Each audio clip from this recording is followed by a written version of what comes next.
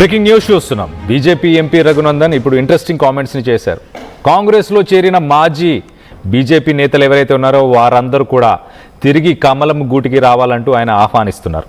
మేము చేసిన చిన్న చిన్న తప్పిదాలతోనే ఇటు యొన్నం శ్రీనివాసరెడ్డి అలాగే వివేక్ వెంకటస్వామి, రాజగోపాల్ రెడ్డి కాంగ్రెస్లో చేరారు.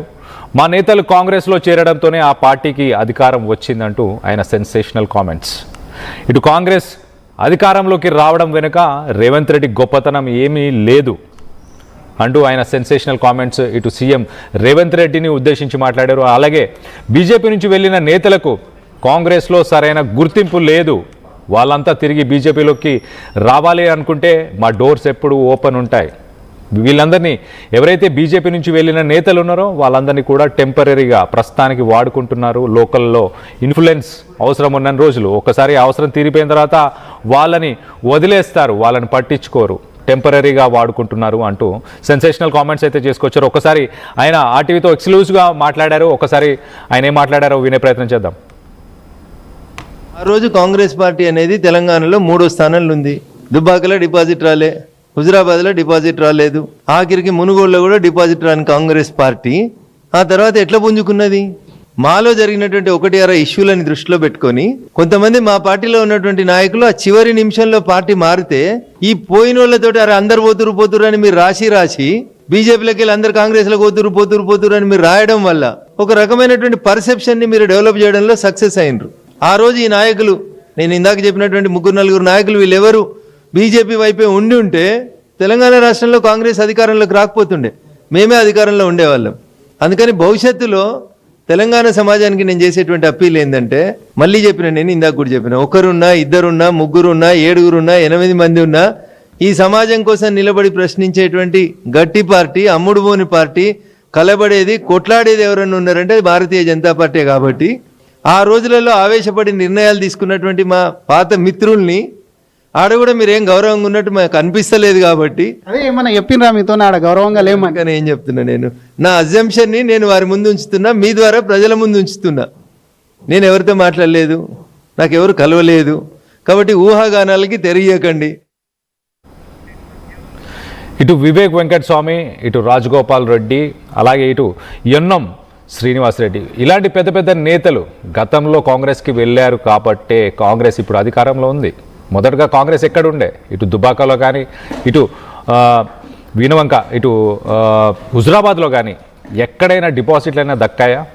అలాంటి సిచ్యువేషన్లో ఉన్న కాంగ్రెస్ ఇప్పుడు అధికారంలో ఉండడానికి అరాకొరా చిన్న మిస్టేక్స్ ఏవైతే పార్టీలో జరిగాయో దానికి సంబంధించిన నాయకులు వెళ్ళిపోవడం వల్లనే ఇదంతా జరిగింది. ఇటు సీఎం రేవంత్ రెడ్డి గొప్పతనం ఏం లేదు అంటూ ఆయన మొత్తానికైతే వ్యాఖ్యానించారు. ఇప్పుడు ఆల్ ఆఫ్ ఏ సడన్ ఇటు పార్టీ నుంచి వీడిపోయిన నేతల గురించి ఆయన ఎందుకు మాట్లాడారు, దాని ముఖ్య ఉద్దేశం ఏంటి, మరింత ఇన్ఫర్మేషన్ తీసుకునే ప్రయత్నం చేద్దాం.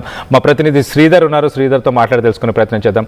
శ్రీధర్, గతంలో జరిగిన విషయాలు ఇవన్నీ కానీ ఇప్పుడు సడన్గా ఇప్పుడు ఆ విషయాలను ఇప్పుడు బయటికి తెరపైకి ఎందుకు తీసుకొస్తున్నారు? దానికి వెనకాల ఏమన్నా కారణాలు ఉన్నాయా?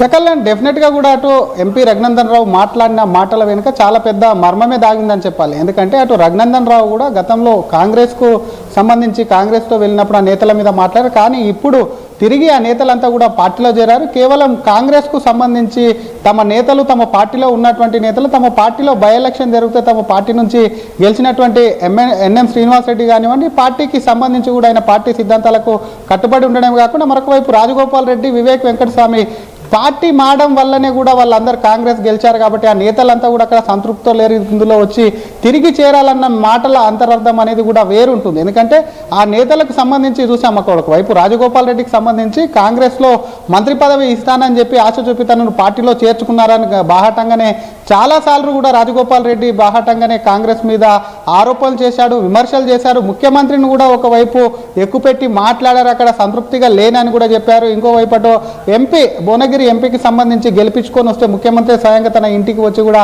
మంత్రి పదవి మీద అష్యూరెన్స్ ఇచ్చారు. కాబట్టి అటువంటి సిచ్యువేషన్ ఏదైతే ఉందో అదంతా కూడా ఒకవైపు రాజగోపాల్ రెడ్డి కాంగ్రెస్లో ఉన్నటువంటి కాంగ్రెస్ తీరును కానివ్వండి, పార్టీ విధానాలు కానివ్వండి, ముఖ్యమంత్రి తీరు పట్ల ఎప్పటికప్పుడు కూడా అసంతృప్తిని వ్యక్తం చేస్తున్నారు. కాబట్టి రాజగోపాల్ రెడ్డి పార్టీ లైన్కు సంబంధించి కూడా కొంత లేరు, పార్టీకి ఎప్పుడు వ్యక్తిగతంగా మాట్లాడుతుంటారు. అటువంటి సిచ్యువేషన్ను బీజేపీ కూడా నిశితంగా గమనిస్తుంది. ఇంకోవైపు పార్టీ మారినటువంటి ఎన్ఎం శ్రీనివాసరెడ్డికి సంబంధించినటువంటి అంశాన్ని కూడా గతంలో ఉన్నంత యాక్టివ్గా ఉండడం లేదు. పార్టీకి సంబంధించి ఏదైనా సరే గతంలో పార్టీ మీదకి వస్తే తిప్పికొట్టేటువంటి ఎన్ఎం శ్రీనివాసరెడ్డి అసెంబ్లీ వేదిక కానివ్వండి, గాంధీ భవన్లో కానివ్వండి, ఇంకోవైపు అటు అసెంబ్లీలో ఉన్నటువంటి మీడియా పాయింట్ నుంచి కూడా పెద్ద ఎత్తున ఎన్ఎం శ్రీనివాసరెడ్డి అటు బీఆర్ఎస్ విమర్శలను, ఇంకోవైపు బీజేపీని కూడా తిప్పికొడుతూ వాళ్ళిద్దరూ సైలెంట్ అవ్వడం, ఇంకోవైపు వివేక్ వెంకటస్వామి మంత్రి పదవి అనంతరం కూడా కొంత చల్లబడ్డది ఏదైతే ఉందో అదంతా కూడా కాంగ్రెస్ మహిమ కాదు, తమ పార్టీకి చెందినటువంటి నేతలలో డైరెక్ట్ వెళ్ళి జాయిన్ అవ్వడం వల్లనే కూడా మాలో ఉన్నటువంటి కొన్ని తప్పిదాల వల్ల వాళ్ళు పార్టీ మారారు. కాబట్టి అక్కడ సంతృప్తితో లేరు, వాళ్ళందరూ కూడా తిరిగి పార్టీలోకి రావాలని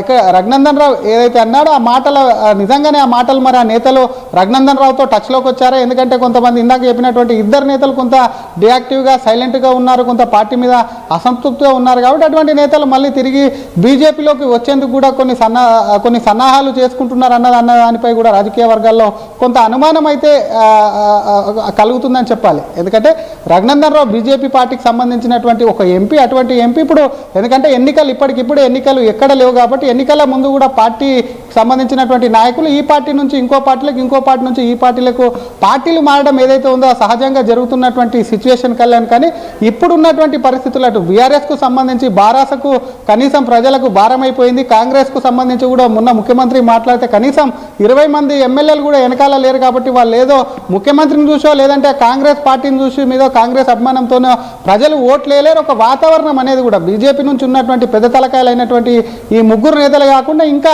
చాలామంది నేతలు కూడా పార్టీ మారి బీజేపీ నుంచి కూడా అటు కాంగ్రెస్లో చేరినటువంటి నేతలు ఉన్నారు. కాబట్టి వారందరూ ఒక వాతావరణాన్ని క్రియేట్ చేశారు. కాబట్టి కాంగ్రెస్ అధికారంలోకి వచ్చింది కాబట్టి ఆ నేతలంతా కూడా తిరిగి పునరాలోచించుకోవాలి, తిరిగి ఒక్కసారి ఆ నేతలంతా కూడా పార్టీలో తిరిగి చేరాలని చెప్పి రఘునందన్ రావు విజ్ఞప్తి అనేది. ఎందుకంటే అక్కడి నుంచి కొంత గ్రీన్ సిగ్నల్ అంటే ఆ నేతల నుంచి ఎంతో కొంత అంటే ఎక్కడో దగ్గర నేతలు చూస్తుంటాం పార్టీలకు అతీతంగా ఏదో ఒక కార్యక్రమంలో కూడా కలుస్తుంటారు. డెవలప్మెంట్కి సంబంధించినటువంటి కార్యక్రమం కానివ్వండి, ప్రైవేట్కి సంబంధించినటువంటి ఫంక్షన్లు ఎక్కడో ఒక దగ్గర కలుస్తుంటారు. ఆ పార్టీలో ఉన్నటువంటి ప్రస్తుత పరిస్థితులు కానివ్వండి, గతంలో ఇద్దరు కలిసి పనిచేసినటువంటి పార్టీలో ఉన్నటువంటి సిచ్యువేషన్ కానీ వాటన్నిటిని కూడా బేరీజు వేసుకుంటారు. ఇంకోవైపు తెలంగాణలో ఉన్నటువంటి ప్రస్తుత రాజకీయాల్లో నెక్స్ట్ సంబంధించి ఏ పార్టీ కూడా కొంత అనుకూలతలు ఇటువంటివన్నీ మాట్లాడుకుంటారు. కాబట్టి మరి రఘునందన్ రావుతో కూడా ఈ నేతలు ఏమన్నా రఘునందన్ రావు చెప్పినటువంటి 3 పేర్లు ఏవైతే ఉన్నాయో నేతలు ఏమైనా మాట్లాడారన్న అనుమానాలు ప్రస్తుతం రాజకీయాల్లో కూడా పెద్ద ఎత్తున కలుగుతున్నాయని చెప్పాలి. ఇంకోవైపు ఒక ఎంపీనే సాక్షాత్తు కూడా అటు ఆర్టీవీతో ఎక్స్లో కూడా మాట్లాడి కూడా చెప్పారు ఆ నేతలు రావాలి, విజ్ఞప్తి చేస్తున్నాను. అప్పుడు ఏదైతే వాతావరణం క్రియేట్ అయిందో అక్కడ ఉంటే వాళ్ళకు భవిష్యత్తు లేదు, వాళ్ళకి అక్కడ ఉన్నటువంటి సరైన ప్రాధాన్యత లేదు. కాబట్టి బీజేపీ